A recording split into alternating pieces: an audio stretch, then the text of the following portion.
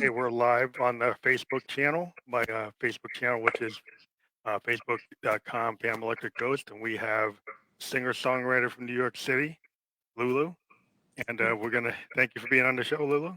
Thank you for inviting me. Yeah, we've been a podcaster since 2018, and we just started getting into video podcasting on StreamYard and Facebook, because we find the fans actually get connected better through this type of podcast. So we find that this actually has a bigger impact. Yeah, So we're all that's good. stuck at home somewhere, more or less. Yeah, I guess everybody's used to a Zoom call. Yes, definitely. So it's not Many that of those. different. But yeah, we can change angles a little bit, but here it looks better. Yeah, so you're Italian-born, Brooklyn-based songwriter and vocalist. I'm not gonna try to miss your name. How do you say your first name? I don't want to mess it up. Yeah, but I mean, in the States, a lot of people mispronounce it, so I just go by Lulu. Also, sort of in real life, not just that's why I figured. His name. Yeah. So it's like you've got a really striking voice, and what I found it just from I'm a music historian, and I like what I like to listen to. I hear a little bit of Carole King, because I'm a big fan of Tapestry, and then a lot of I feel like a kindred spirit with Nora Jones. Yeah, thank you. That's a great compliment. Nora Jones definitely has been an influence for me. Together with Amy Winehouse, Adele, this sort of voice and melody. Yeah, for sure. I'm more of a Motown girl, so the biggest influences I had, I think, Stevie Wonder, Michael Jackson, and all that, sort of music. But definitely Nora Jones, I really love her. She has I like your singer-songwriter craft. I bring up that Carole King, because she was a big writer for a lot of that type of stuff. And yeah, the Motown references, I always tell people, I'm always listening to the drummers from Motown, because they were so core in a lot of those hits. Is how a Purdy Shuffle and all the other things that would go along with the Funk Brothers and the other stuff that was going on there. But is this so well crafted? And when you hear people, I mean, I use 808s, I use 909s, but there's nothing like a real drummer laying something down. And if you're doing that kind of sound, like an Amy Winehouse sound or a Nora Jones type of sound, it's kind of cool to have that real piano and a real, guitar. Yeah, it just feels more intimate. Mm-hmm. Yeah. But so I'll get into the opening question, which is always for every artist we talk to, is when did you first get into music? What age? And we can kind of start from there. So big disclosure, I never really studied music. So I guess I always had a tendency and a lot of love for music. I used to listen to albums whatever time of day and night, even when I was a kid. Did the whole being part of choirs at school and playing with friends in the beach and stuff like that. So that's what how I started. When I was a kid, I've always been sort of insecure on music at first, especially when I was younger, because I never really studied.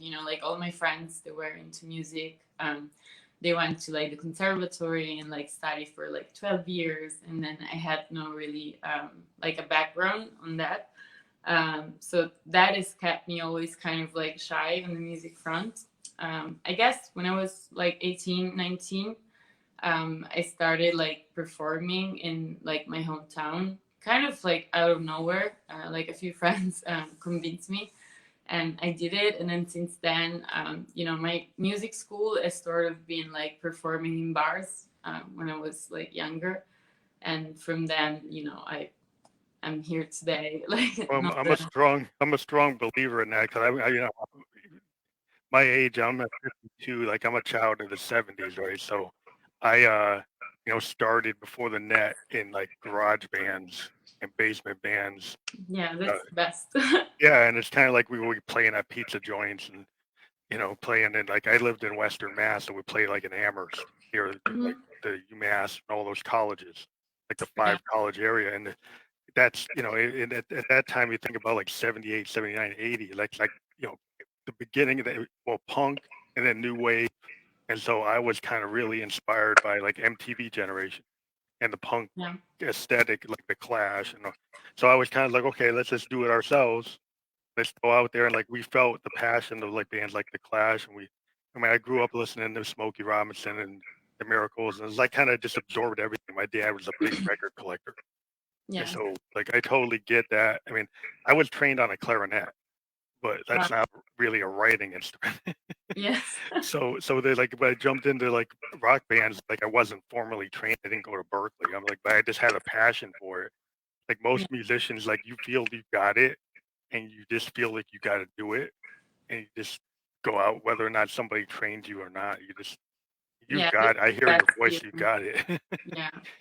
Best feeling of, you know, having the connection like with the other people you're playing with, and it's just like, yeah, you feel like you have to do it and like you belong there in that moment. That's, I think, sort of like what we're all missing during this Yeah. infinite year. Then it's So not you've so been much so you've been working on music since you discovered that you were a big fan. You know, as a teenager, you were into it. You were listening. And I think a lot of people realize like every musician is like a fan of other musicians. You know, like yeah, musicians you kind of can like, see it maybe in the style. Yeah. yeah, we kind of build each other up. Like we always, like, we have our influences. You know, we have our own idols and people that we gravitate toward, and we naturally kind of like all my influences are bared when I'm playing. Like if I like Sun Ra, then I'm gonna have some jazz. Sun Ra might show up in my work. You know, some Miles Davis might show up in my work. You know, some Parliament Yeah. Funkadelic. Not that I'm trying to do that. It's just because you listen to so much that it just kind of comes through you. Yes, no, for sure. I mean, I feel like I've done like a lot of listening, even more than singing or playing. I think the first like rule, if we have to put a rule for like musicians, is to just like listen a lot, both, you know, live. I mean, I live in New York, so before COVID, it had a great offering in terms of like shows, and you could Yeah, really see like your idols here, which is like amazing. But also like listening to a lot of like records. I mean, it helps a lot, putting together like your character as a musician and sort of defining like who you are musically. yeah. I mean I end up going to New York because like New Hampshire is a cool place to live, but everybody's just like into folk music. Not that that's bad, but Yeah, I'm an electronic experimental artist. I can't really get a good fan base here, so I have to usually go to Boston, around Fenway yeah, Park. They have some clubs there to do what I do. yeah, But then, you know, really New York, I played like 3 different type of clubs that do electronic music in New York City, and that's like my best bet. So I totally get it because New York has got the scene that you want. I mean, the only other scene I probably would get into is like LA, you know, the LA scene, or like like for what yeah, I do, like the Berlin scene, Berlin, or like, you know, is it really into like Brian, you know, David Bowie kind of stuff. But yeah, it's just cool that you're in that zone, but now because of COVID, you're kind of like, you guys can't take it fully advantage of yeah. it. No benefits for this year of being here, but yeah, we'll just be patient a little more, I guess. So being a fan of music, you heard what you wanted, you know, what you liked about it, and then you found a way to bring your own voice to it. So you realized you had a talent, but I guess the question is like, not everybody who sings or even plays an instrument actually takes the step to write their own music. So Yeah. so how did that happen? Where did you start to feel like you wanted to do that? So I've always like written a lot. I guess at first I wasn't really aware that I was writing music. I was just like writing all these lyrics, but they're still, as of today, sort of dispersed between post-its and like old notebooks and notes on the iPhone. So I've always like written a lot, that's for sure. Turning that into music, I guess it wasn't like too long ago. I mean, last year I released my first EP, and it was sort of a collection of songs that I had written over like the years. You know, some things that I found that I wrote, I don't know, 10 years ago, and then I was like, I'm gonna release it just because I want to have like something of mine out there.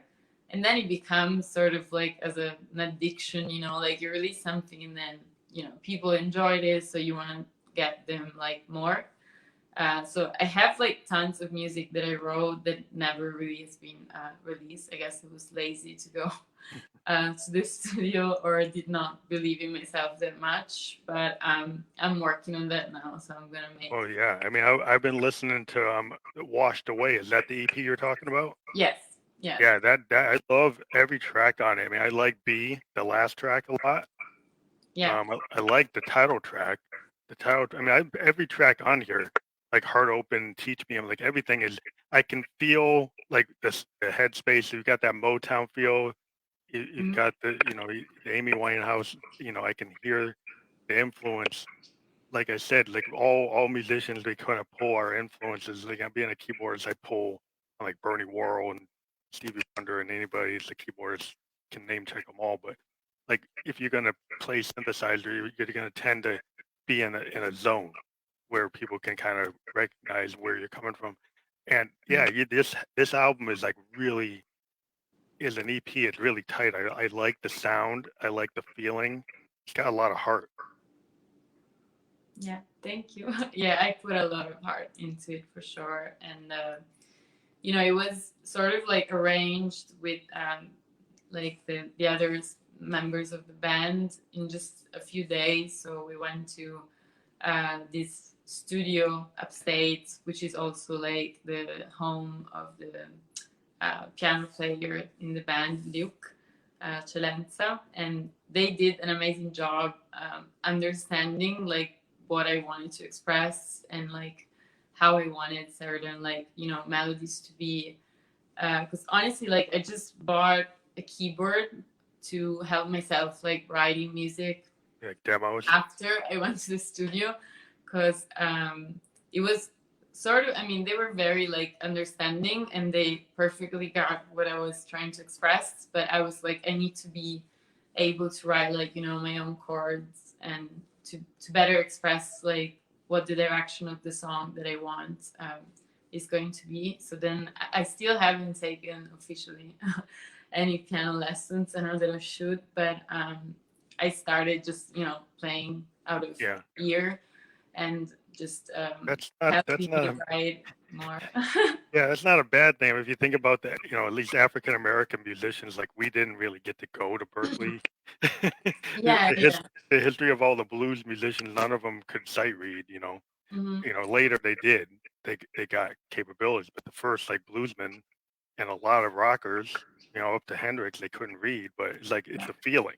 It's always been kind of like if you got the chops or you got the heart or you've got the passion, you find the notes, you can kind of play by ear. It's kind of a thing. It's not a bad thing, I think. So sometimes people who aren't formally trained Mm-hmm. can look at music in a different way.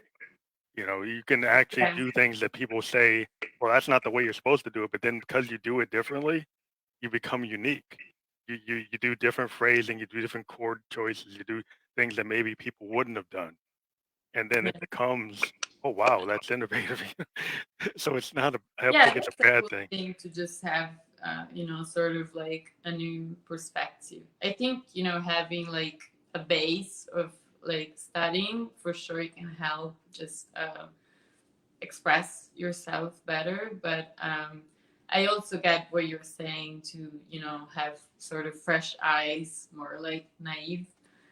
It's just I feel like the music industry is very like competitive nowadays, especially Yeah. like in the type of music that we do. So it's sort of like expected that you know what you're doing like 100%, Hmm. because there's like another 2 billion people that do.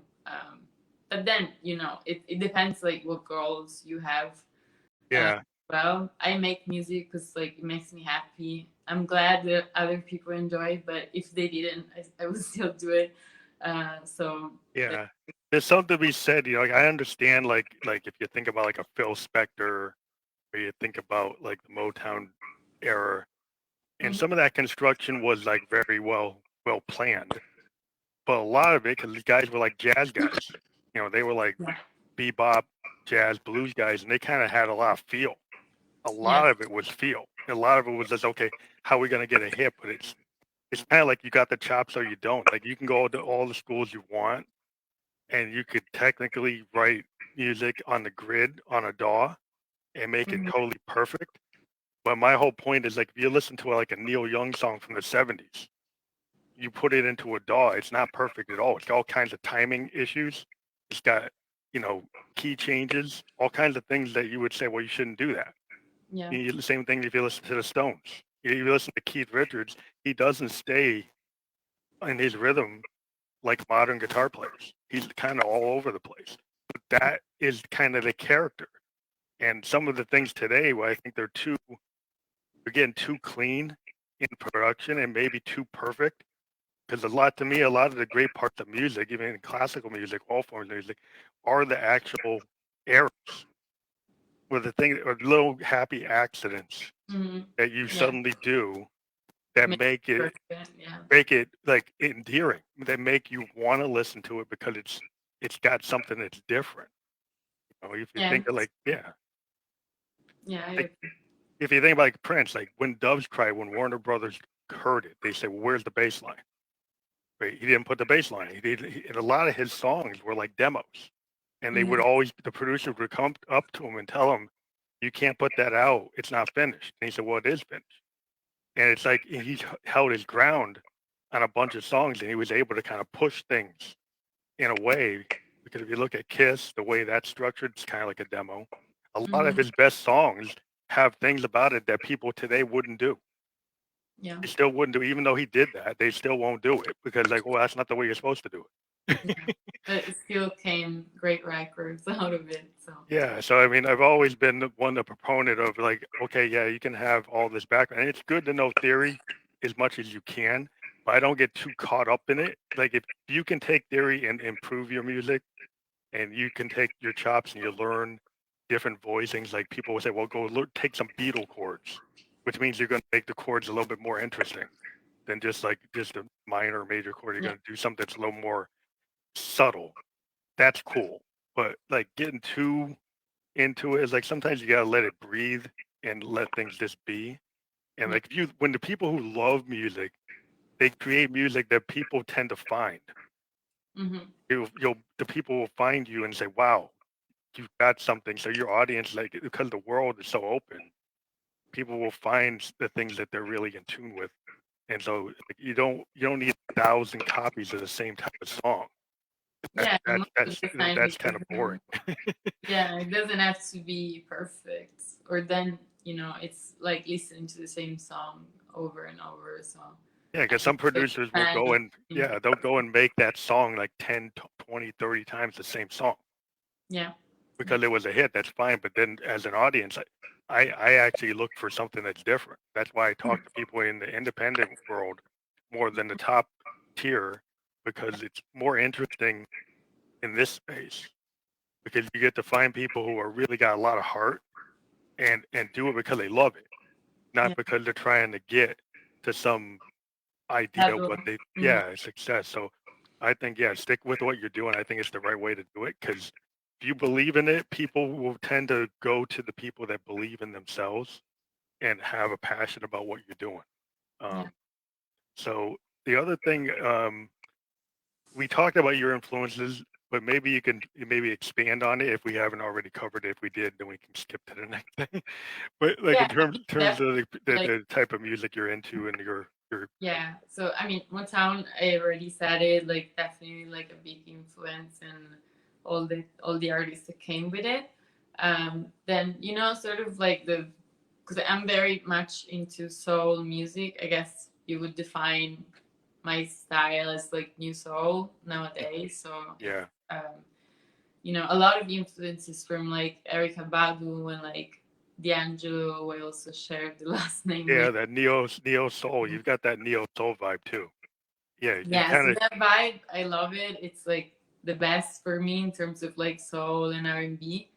I'm also like a huge fan, and they do have definitely like an influence on me of like a later like soul wave, which is the one of now, like Anderson Paak and like Thundercat, Napalm, and all of that.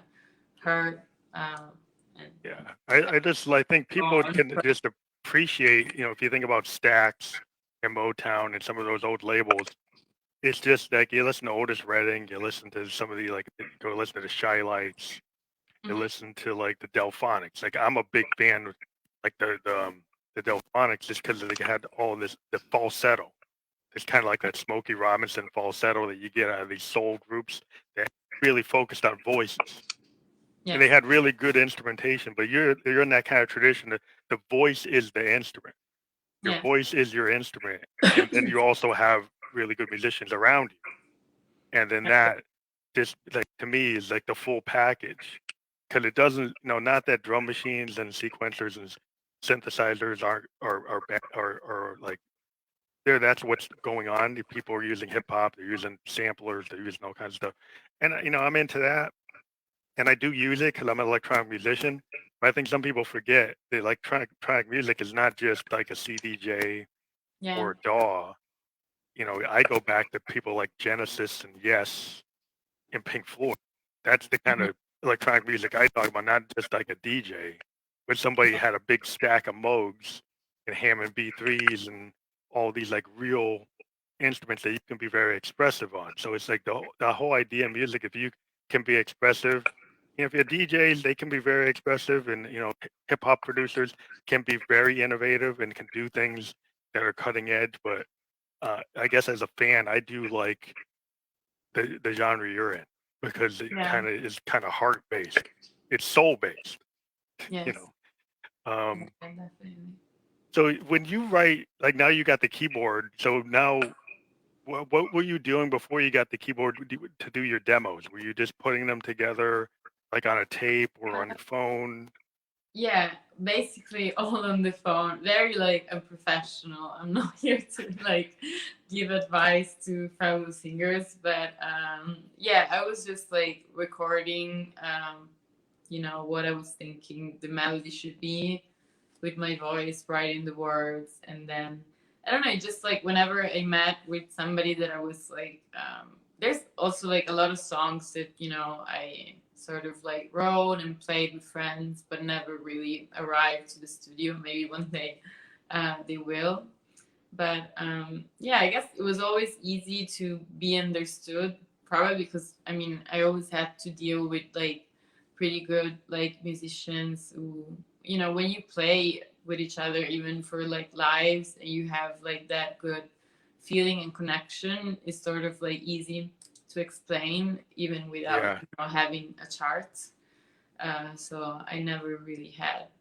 Yeah, I think it's like classic thing. Like if you're a singer and you believe in what you're doing and you've got the lyrics, people will follow. Like if you go, I watched a documentary on Amy Winehouse and her two sets of producers that she did on Back in Black, and she came in with just like an acoustic guitar, was laying things down real simple, and then the producers, one of them had kind of a DJ background, but the cool thing about the DJ background was he knew how to get hooks into what she was doing. Like, so she had all the stuff on acoustic guitar, and then he kind of heard like the licks or the types of phrasing that should go with it, and knew what would make it more of a hit.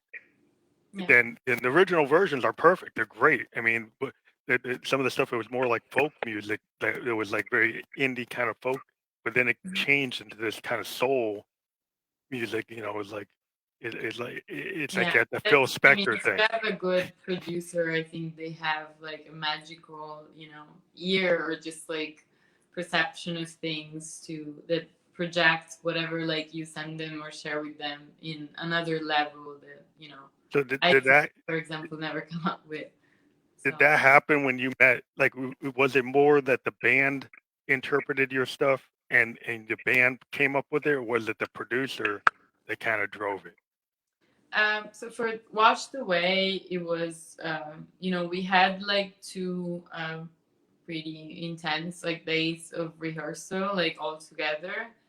And so the Giacomo is the bass player of the band, is the one that helped me like writing all the charts and everything. So it definitely like understood what I was saying or trying to say more than anyone. But a lot of things, then, when you get to the studio, you sort of like change them and adapt them at that minute. So that was sort of like a common feeling, just doing takes, like, why don't we do this? Why don't we do that? And so some things, we changed some lyrics or some, directions, or added some like harmonies here and there. And that was all decided like in the studio. Um, So did you guys record it like a traditional like 1970s kind of style where the full band was playing, or was it more like overdubs? No, so we did like do it pretty traditionally. So they did like the instrumental, and like they were amazing because basically they did maybe like one or two takes. Of course, I was the trouble, so I, like as all singers, like Yeah. the stereotype, like I don't like this, I don't like this, let me redo this. So over and over. But yeah, we got everything done in like 3 days, the recording. So I think we were pretty good. That's really. I think that's a problem. I mean, sometimes today you get people that take like 3-4 months, 6 months, a year to do something. Not that they can't do something great. You think about Bruce Springsteen, Born to Run, took like 6 months because Yeah. he's doing all this layering. But the thing is, sometimes it's like the honesty.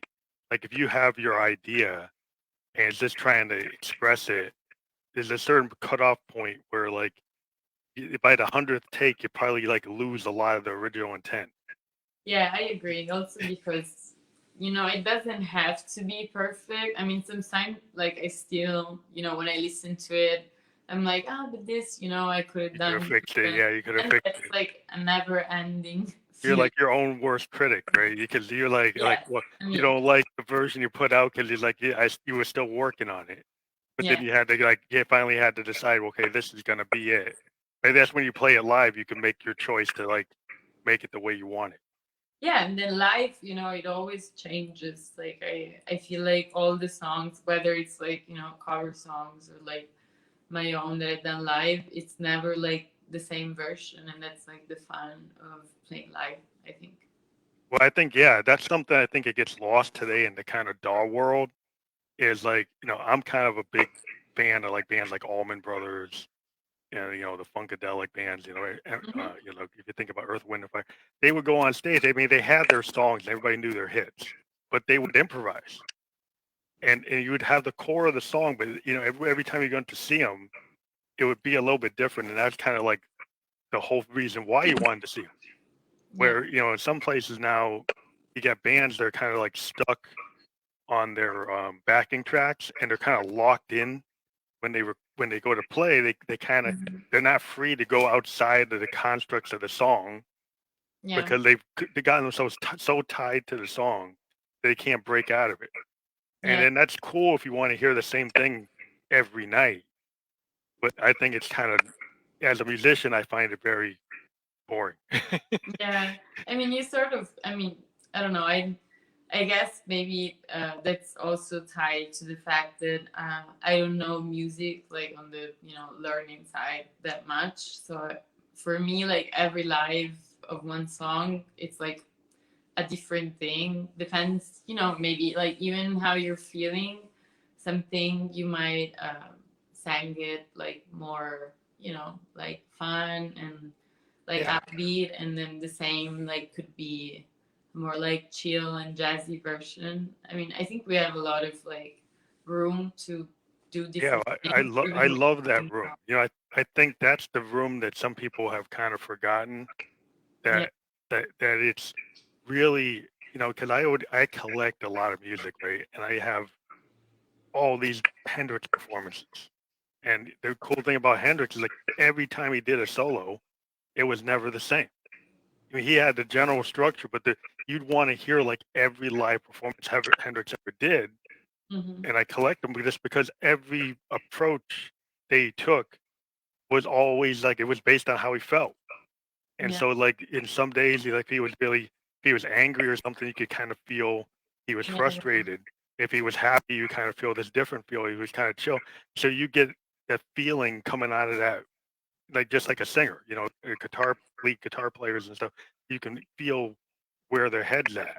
you know, and that's, you know, in horn players, you can feel that, like Coltrane, Yeah. people like that. You can feel the mood, and that's like that's what to me is like a painter, you know, an actor. If they do a live performance on a stage, depending on how they feel that night, is how they're going to approach the character.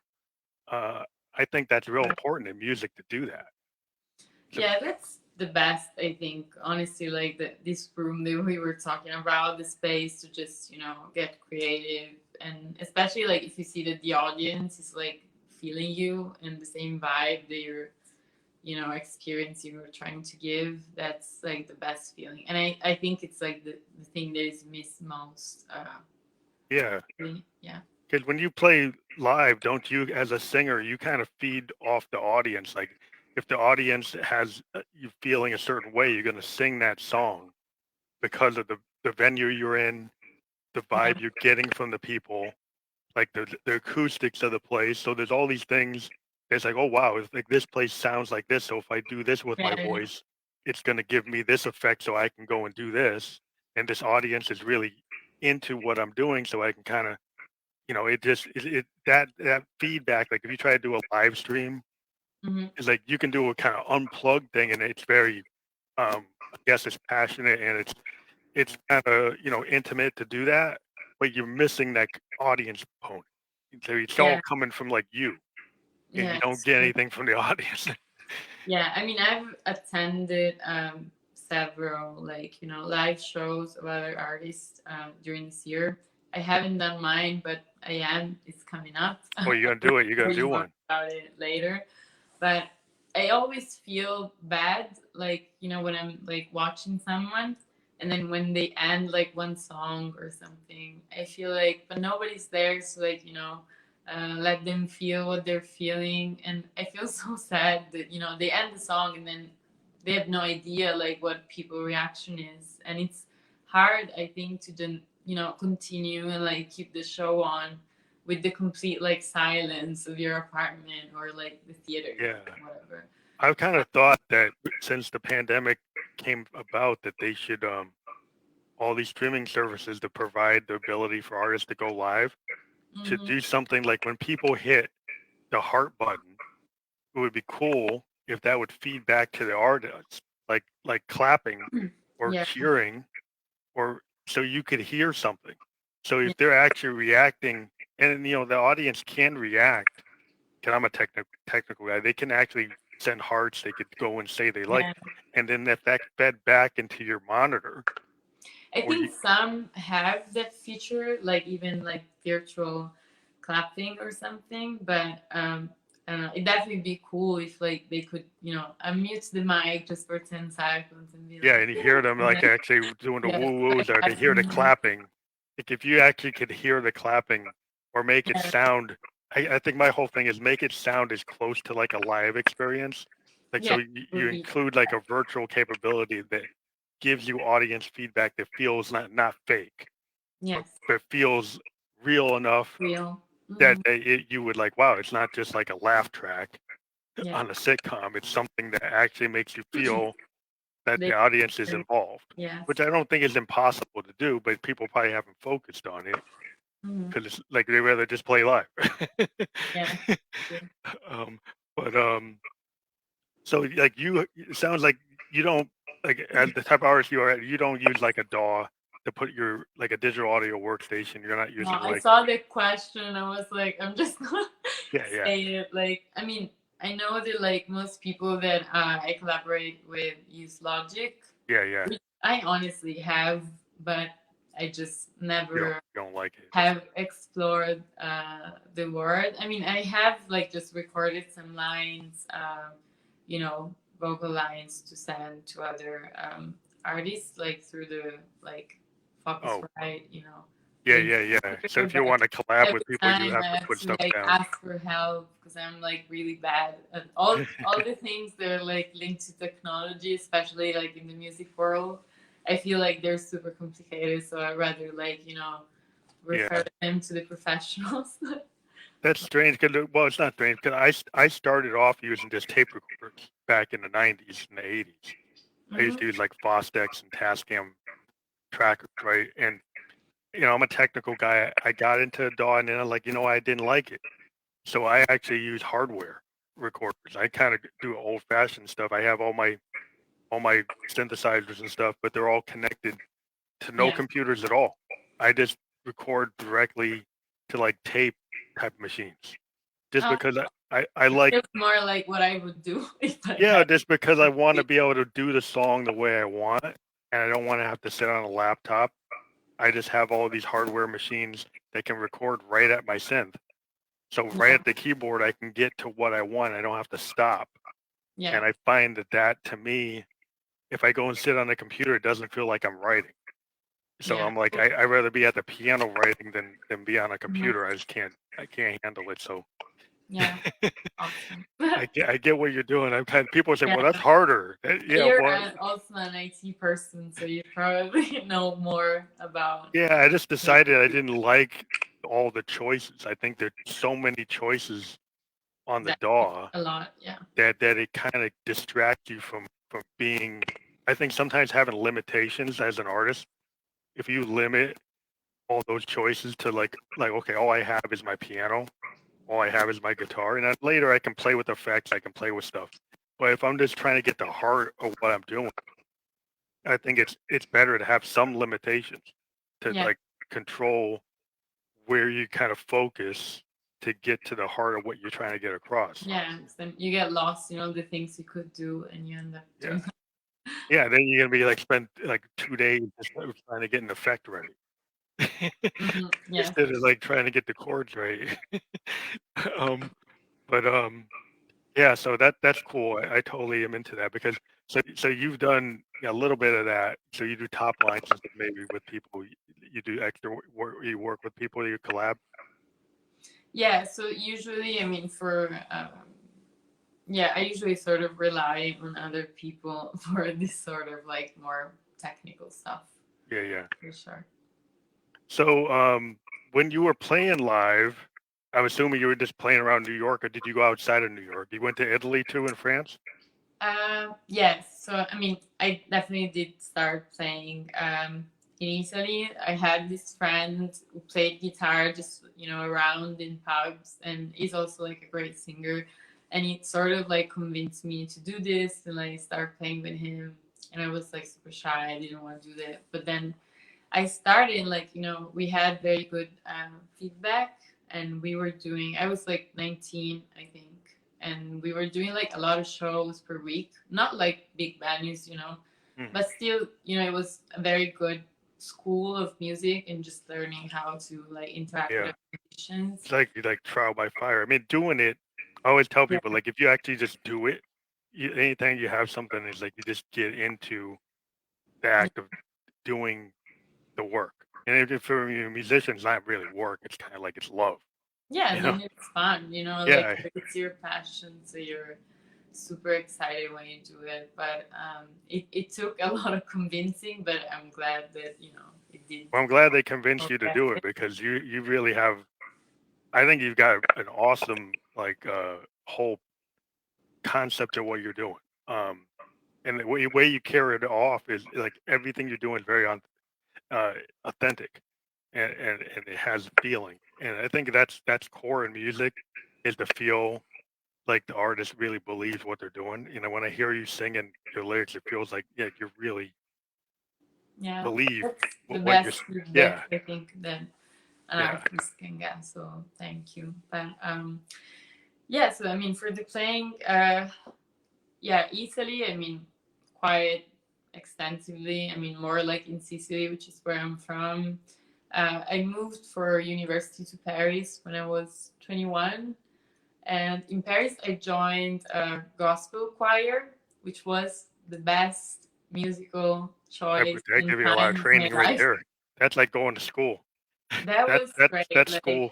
My voice never sounded as great as when I was in that choir, because like just the type of performance that you have to do, like you train your voice a lot, and the songs are all like, you can feel them, and I just loved it. And then I was just playing with my band there at the time, just around in France, Paris mostly, and then I moved to New York like 6-7 years ago. And it's been sort of on and off with music because like the New York scene is very like overpopulated. So to play like in the cool spots where you go to listen to other people, usually you have to go to a jam session on a Monday at 1 a.m. to get yourself seen, and then maybe they'll call you, and it's all these like steps that sometimes like I'm willing to do when I have the time to do, and sometimes I'm just like I'll just play to like a local bar in Brooklyn and be happy with it.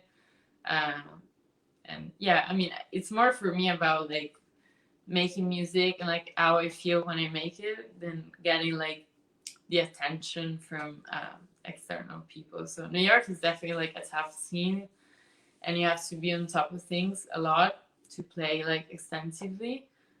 But yeah, I mean, I've had my share of like good gigs here. Of course, none almost in the last year. Mostly like private, events, but nothing So are crazy. you feeling that this year, because people are getting vaccinated, Mm-hmm. and are you thinking by mid summer or fall you might be able to do what you did before? I mean, I've been making, sort of like promises to myself, like, I'm not able to do this now, but I'm sure like in 6 months it will be better. I mean, since COVID started, in March we were saying like, in summer it will probably be okay, and then in summer we were like, by Christmas it will probably be Yeah, it okay. keeps on getting pushed out. Yeah, Yes. So now yeah. I'm just like, shh, nothing. I'm not saying anything, but So are I you, hope yeah, that with the vaccine we can go back to a little bit of normality. I mean, at least in New York, they are trying to lift most of the restrictions. Like, movie theaters are the opening arts. back again, and like restaurants are open at I think 25 or 50 capacity inside. So it's definitely going in a good direction. I have at the same time the example of home where my family is in Italy, which is going crazy. Like they keep being put on lockdown and the cases are still rising. So Yeah, I that's was a wondering, mess. do you think you could get back to Europe to do anything, but if they're still having some trouble? Yeah, so that's why I hope that with the vaccine, we get this sort of like health passport or whatever they call it. Yeah, there's supposed And to so be we can travel. a passport that says that you Yeah, got the you got the vaccine, vaccine. and then you have to show that you passed the test, and then once they Yeah, have that, then I think things are going to get better. It just, hopefully. yeah. I mean, I had this story where like I finally got a booking agent where I Uh-huh. could go to like Denmark, or I could go to like Berlin, I Um, go to London. I finally got him, and then COVID happened like right when I got the agent. no. So it's like, I mean, I'm sure like the opportunities I think have just been put on hold. So yeah, hopefully, yeah. So everything will be still there.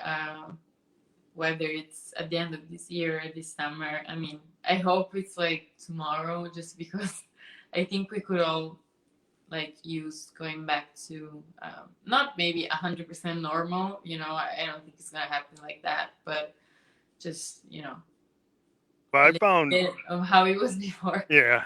But Yeah. one thing I found was like, sometimes like the international audiences Hmm. are more accepting of like new artists or certain types of music.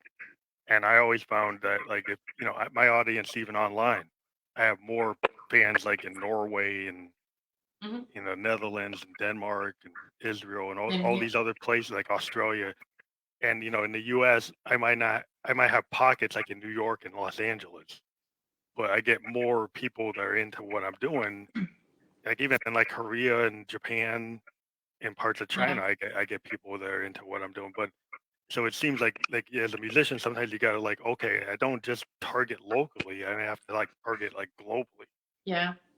Yeah, that for sure. And I mean, Italy, like now there's like this new wave of like new soul artists, but it's kind of like recent because before there wasn't really this style of music. I mean, some great ones that sort of like initiated it, but then it's mostly like pop and good pop, and like also a very bad like new pop. Uh, Yeah, but now there's like a lot of great artists, so I feel like, you know, in Italy I would be more yeah. understood. That's what I feel like Now. I just like when I go if I go to London or if I go to Berlin, like there's more people that are into like really kind of eccentric electronic music than like 10-minute songs. Kind Yeah, of like yes, and that's kind of like where my space is at. I do these songs that are like 1970s like Queen songs. Not that I'm covering them, but it's more like I'm not trying to just do a 2-minute song. yeah, A lot, yeah. yeah, a lot of the It's bands that I'm so into do the kind of extended like little mini rock operas. So hmm there's like a Pink Floyd type of stuff, and that stuff is like it's a different type of audience. It's more of a live audience yeah, because those audience are want to see a band that can actually play these songs that are that long, yeah, or that interesting, and are not just like little club bangers here and there. Not that that's bad, but it's a different type of thing. Just like what you're doing is different. It has that kind of soul, like new soul is like neo hmm soul is like traditional soul. It's not like necessarily like a minute and a half. It's whatever it's yeah, going to be to make the song. yeah. There, I feel like even for like, you know, new soul, there's always like this sort of like pressure that now you have to, you know, have one structure, like, you know, A B, Yeah, and yeah, yeah, you can really get out of it. Or like if the song is for the like, I don't know, 3 minutes, it's like, oh my god, like what are you doing? But I don't. I think one of the songs like in my latest album is like 5 minutes, which is like for yeah. sound That, yeah, incredibly long. I couldn't care less. You know, I yeah. feel like Your producers, as soon as they see it's over even 3 minutes, they're like, no. yeah, but then, you know, some people did it and like we loved it. I mean, like Queen and like Yeah, Pink. I mean, they told Queen that Bohemian Rhapsody they Yeah, couldn't even put it it's out. like the But, longest. Yeah, so what they did is they made a video, and then they got the video on TV, and then the record stations did not want to play it, but then the video came yeah, out, and the video was shown on TV, and then suddenly this was like before MTV, and hmm it suddenly is like, oh, and the yeah, same thing kind of happened with like the Eagles and Hotel California. Okay, that's yeah, like 8 minutes long, 8 9 minutes long, and in the '70s, they had radio programmers that would tell you should only do 3 minutes. But yeah, then the '70s, you see all these songs are like five. Dylan has songs that are 7 minutes long. Springsteen has songs that are yeah. like 8 minutes long. There's a lot of songs that break that rule, even in the middle of an era that said that was the rule. Yeah, I enjoy honestly long songs. Like if you really like a song or a style, like, you know, you never really want it to end, so why not make Yeah. it even Well, 10 if you're minutes? telling a story, But yeah, sometimes commercial song, like if you want to be more like commercial, you have to sort of stick with yeah, if you want to be in the top the 20, you got to yeah, probably be under 3 minutes. But yeah, if you're looking for something that maybe has lasting value from a critical standpoint. Like you look at like hmm what Rolling Stone and Spin Magazine and Billboard when they're actually giving like 5-star reviews, yeah, or they're always usually giving it to bands that have songs that are longer than 3 minutes. yeah, yeah. No, I get that. But yeah, so we so it's like what we so feel. yeah, I mean so the critics tend to like the things that maybe the public doesn't like.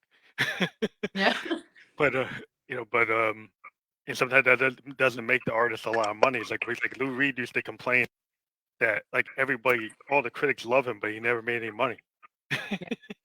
yeah, Because that's the also critics just said he was awesome, and he's like, well, they're not buying it. you know, yeah, but he was able to find a way to get successful despite of that, just because his kind of poetry of his Mhm. music eventually became so significant that he got advertising deals, he got other things that happened. And that seems like one of the questions I have, like a music. There's a lot of things because the way musicians have to deal with streaming services and not being on labels and not getting advances Mhm. or not getting this. Um, how do you kind of navigate that? I guess like in terms of some people like I've been getting into like sync licensing, trying to get my music into movies and stuff because I do instrumental stuff I can do. So Yeah. Maybe it's not my name brand, but maybe I can do 30 seconds to get into some ad, you know. Mhm. So have you Yeah, thought that's about a like good, that type of stuff? great skill to have for sure. I mean, streaming services is like a must, I think, for any like artist that just wants to get their music out there. Um, I mean, I did, for example, like I have a vinyl record of my own record that came out last year, which, you know, like I put in, like they sell it at Rough Trade, like in Brooklyn, Hmm. and like I sold a few copies of my own. And but it's a very like niche market, so you know, streaming services definitely like are a must, but they pay like crap. So Oh uh, yeah. I, But you know, it's, but you know, everyone listen to music on those platforms because then, you know, you listen to music like at home when you're like running, cooking, whatever, and most people just want like the easiest option, and you know, they pay like whatever they pay to get like Spotify Premium or things like that. The fact that like these streaming platforms do not reward artists like at all, because I mean, even people that make I don't know, a billion listens, like yeah, super they're not. famous artists, they still don't make Yeah, like I mean, from, this age is so different because like it used to yeah, be, if you sold like 500,000 copies, you made pretty good of money. You know, you do 500,000 streams, you won't get that much at all.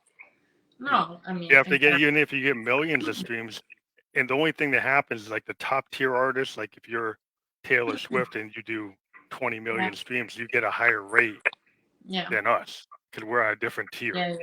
yeah, but still, you know, when you do like 20 millions, it's still like nothing Well, compared to yeah, what it's it not should to be. what it was when people actually had to buy your CD.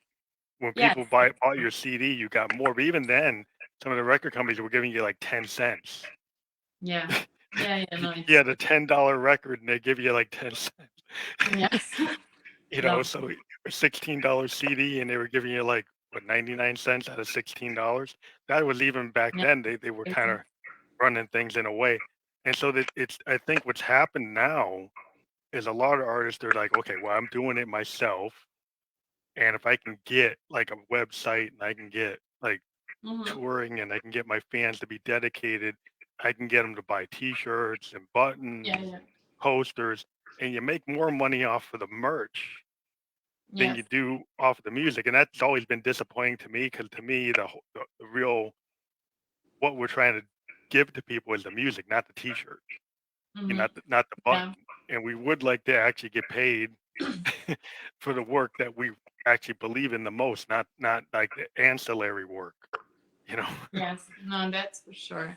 I mean, I this is the main reason, I guess, why I never really looked for a, a label, you know, to support my work, because I didn't really want to deal with all the BS. So Yeah, uh, we I end up never owing them really money. put my head into it. Yeah, so I think like I'll keep like doing what I'm doing. The also another reason I feel like is that you know, like when you're like on a label, or even like if you're an affirmed like artist, you have now, like in the recent few years, maybe the last one, all this pressure that you have to like constantly release music, and I think that sort of kills what the creative process should be. Like I shouldn't have, you know, like a label telling me like, you know, you release a single now, then one in like 1 month and a half, to keep the audience, you know, Yeah, engaged. That sort of kills why we do this and the way we do yeah. it. I So think it's like it seems like if you go back to the 50s and even like the Motown era, there was this thing where they actually did try to release like yeah, every week, every yeah, two yeah, yeah, weeks, every 3 weeks. 'Cause Barry Gordy, you know, he wasn't trying to be a jerk, but that was just kind of the marketing strategy. Is yeah. okay if this song doesn't hit, then we got to do another You one. mean another one? Yeah, And so it seems like the world with Spotify and all these streaming services has kind of gone back in time to like 1956, yeah, 57, and we're in the same model because back then everything was single based, right? So everything today is kind of Yeah, single based. it And is. yeah, and Yeah. albums used to get composed of all the hits, and then they would put them together and say, "Oh, this is an album."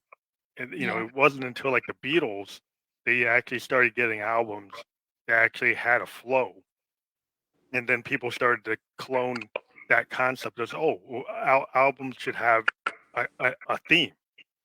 Hmm. And then you have the era from like the late '60s to like into the '90s of the album era, where like people's projects had a sense of continuity, even if the songs didn't make a story. All Yeah. the songs in that project fit together, and you Hmm. kind of want to listen to the whole thing. Like when I listen to your EP, I want to listen to the whole thing. I don't want to just take a song and then put it on a playlist with 10 other people. I kind of want to listen to Yeah. what you're trying to say. I feel the same. And honestly, like a lot of artists that took, years to put albums together, I'd rather like, wait and get that like whole product that makes you experience something instead of like, I'm not a huge fan of all these, singles coming out every like 2 months, but at the same time, I understand where that's coming from because it's what people are expecting now. And there's, you release something and people are the day after, like, so Or when they is want the next thing. Yeah, they say it's like yeah, we're in the age of instant gratification because I think what used to be, and I remember back in the '70s, like I wanted to go get a record, I'd have to get on a bus or get a ride yeah, to get my car and drive to a record store, mm-hmm, go looking inside, like how much money am I going to actually spend? Because I only have so much money to get yeah, maybe one or two things, right? yeah. So Barely it's one. a good feeling. Yeah. And then you're like, okay, and then they put all your money to get this one record, then you brought it back home, and you listen to it until you like wore it out, Yeah. and it was like, and it was a whole experience because like you were connected to the artist because like I was buying vinyl, and I bought Purple Rain on vinyl when it Wow. came out, and it was like I just sat there and I was like the first time I heard that record, I'm like, wow, this is like because it didn't sound like 1999. It didn't sound like what he had done before. It was like a total departure of what he had done. He had all this rock music coming into it. And I was like, wow, this is amazing. Cause I was a big Hendrix fan. I said, well, he's kind of going Hendrix. And then I like, I just couldn't believe it. And I just kept on listening and listening. And I just feel like today, maybe the kids today don't get that experience to Yeah. like feel that There's this too much artist is, stuff available. I feel like it's the same. Like now they were, all sort of stuck at home, and you turn like Netflix on, and you say like nothing is on. Like there's nothing I want to watch, and but there's there's like like a million 3,000 things on, things. but there's nothing on. Yes, so it's the same. It's like having too much offer, then it makes you like, Feel like more there's nothing. doubtful and you don't know what you want. And yeah, it's sort of the same, I think, with the streaming services. But then, we have to use them because that's where It's everyone. kind of like the radio. I kind of look at the streaming services, Hmm. because I kind of the way I got into it, like I got into this podcast because I'm a musician and I actually do better on my podcast than my Hmm. music, but it helps my music. And so it ended up being like a really good situation where it's like, okay, if I do this podcast, then I get to talk to other musicians. I actually get paid better than I do doing my music, and then it gets people to like get into my music that wouldn't have gotten into my music.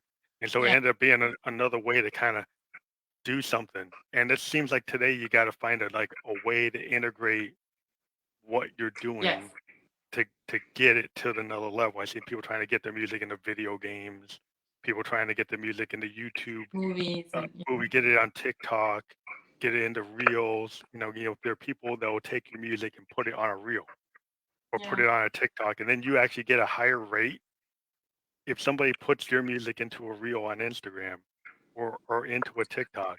You'll actually get a higher rate than you Then do it's on stream Spotify. on Spotify. Yeah, I Yeah. know. That's crazy. So it's Yeah. like, okay, well, Yeah. that doesn't make a lot of sense to me, I but know. I guess that's the way it's working.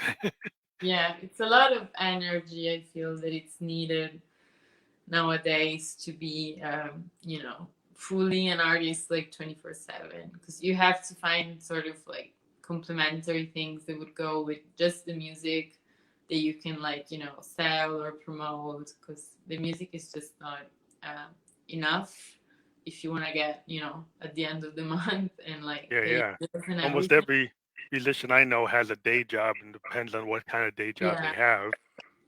You know, to support what they're doing. I tend to have a pretty good one, but um, yeah, I know guys that are more hardcore, and they'll just, okay, I'm gonna live out the van. I'm gonna tour like 300 days a year, you know, and they Yeah. were surviving like that before COVID. They were like, okay, well, I'm just Mhm. gonna hit every small venue I can in this van with my group, and we're just doing a totally dedicated, like on the indie scene. Like they go Yeah. to Seattle, or you go to these, you know, like hard, like punk rocker type people, and Yeah. they just go to the scene, and they just force themselves into it and just dedicate it. And it's a way of doing things. It's just hard to do Yeah. that right now. If you, I mean, also love that type of life, I think it's the best, because you do like all the time what you want to do, and then at a certain point you don't care about money that much, because like all you want to do is that, and you know Yeah, you you don't kind of forget make your your life time. You're just smaller. I think you have to make your life a little bit smaller to do that dedication. Like you have yeah, to say, well, I don't need this and I don't need that. I'm going to focus on this. But a lot of times people are like, well, I want this, I want that, so then I can't do this. yeah, yeah, yeah. It's a lot to do with personality, I think. Like I'm a very like anxious person, so I could never just leave, you know, month by month. Like maybe this month I'll have like one good gig, maybe Yeah, four, yeah, maybe zero. yeah. Like After that would just like freak me risk out. taker. Yeah, it's Yeah. hard because like you think about it. Like I was like watching a thing about like Nirvana, and they were like, you know, Kurt Cobain. He didn't really even want to make money. His whole point was to be like very punk and not make money, and it Hmm. kind of made him upset when he was successful. Yeah.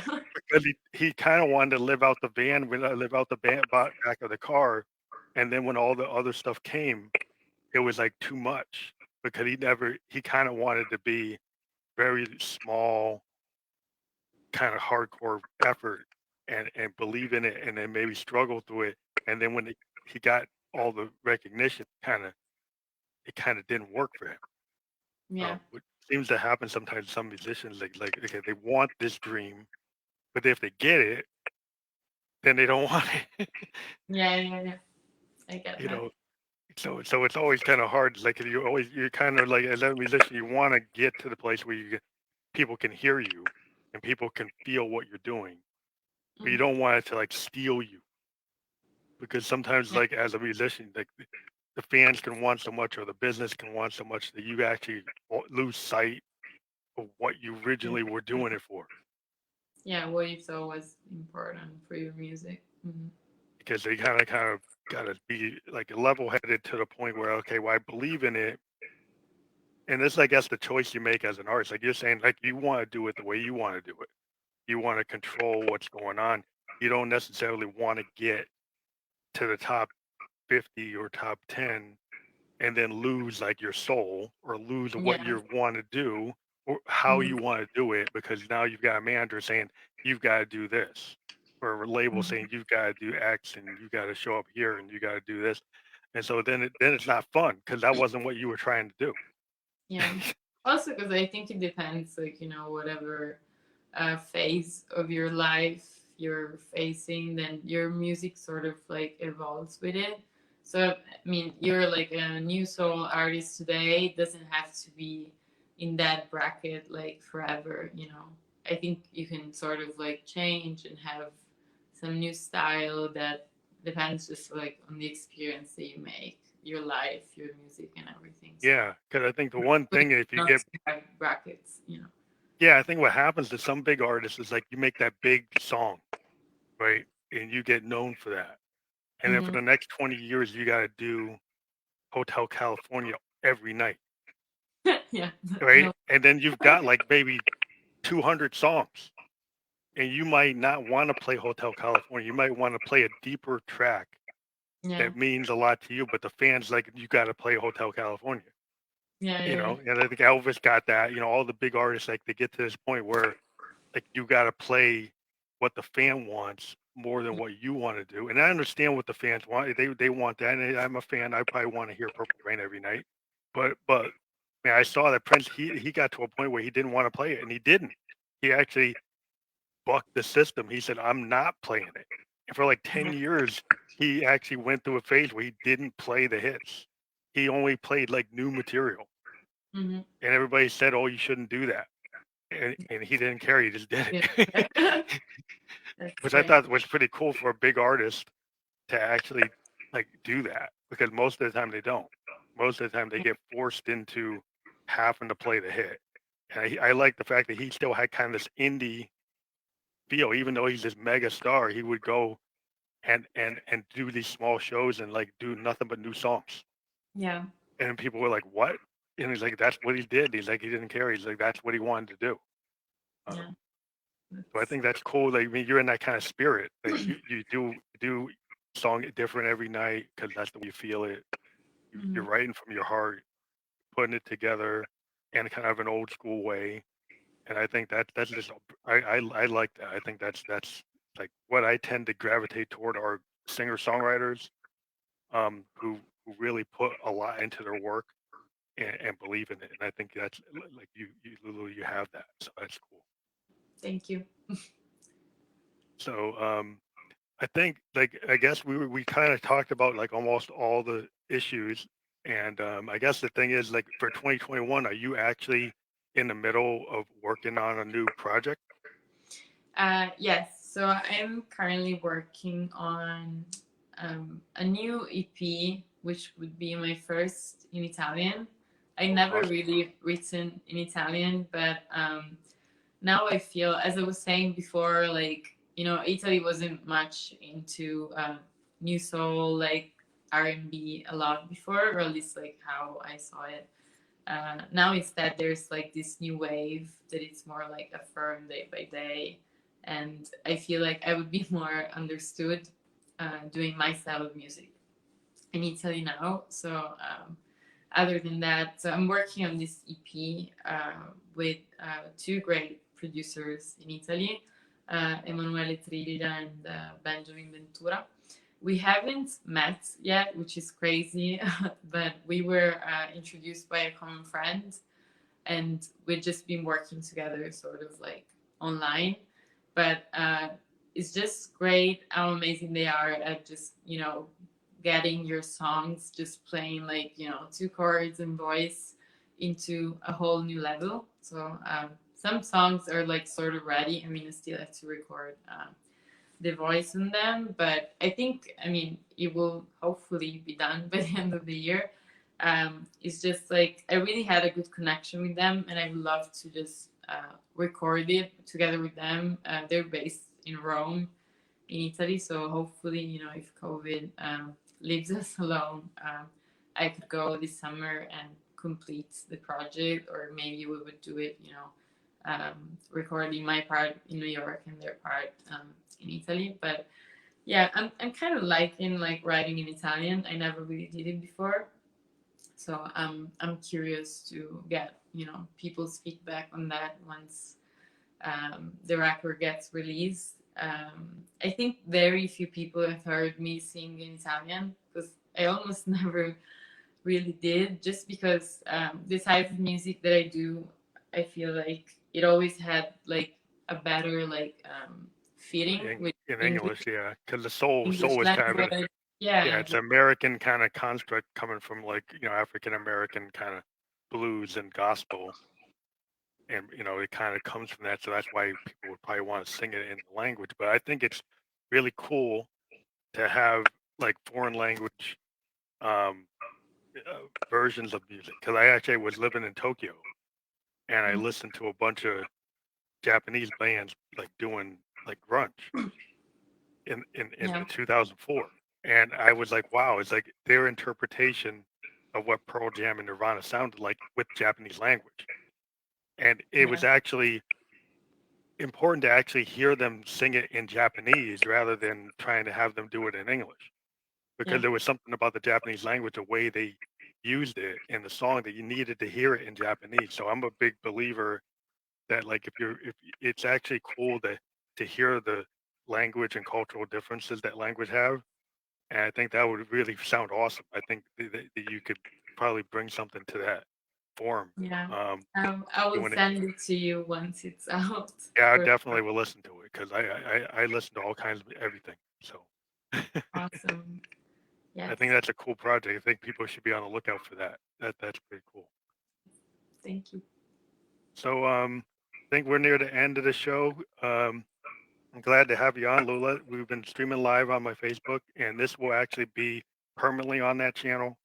And then we're going to push it to YouTube, and then we'll have audio versions of this on Spotify and Apple Podcasts. And I'll send you those links as they get created. They have to kind of transfer. Yes.